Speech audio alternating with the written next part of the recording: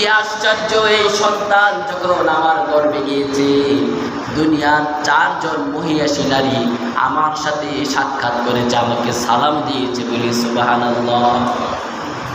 আমার গর্ভে সন্তান, আমার গর্ভের সন্তান কোনো সাধারণ সন্তান নয়, এটি আমাকে অবগত করিয়েছেন দুনিয়ার 4 জন মহিয়াসী নারী।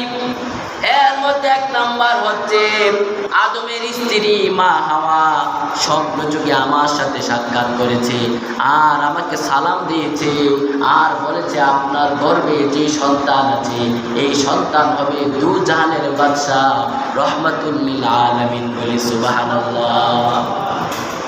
ভাইরা বন্ধুরা আমার, ফেরাউনের স্ত্রী আসিয়া আমার সাথে সাক্ষাৎ করেছে আর আমার গর্ভের সম্পর্কে, আমার গর্ভে যে সন্তান আছে এই সন্তান সম্পর্কে আমাকে ধারণা দিয়েছে সে কোনো সাধারণ সন্তান নয়।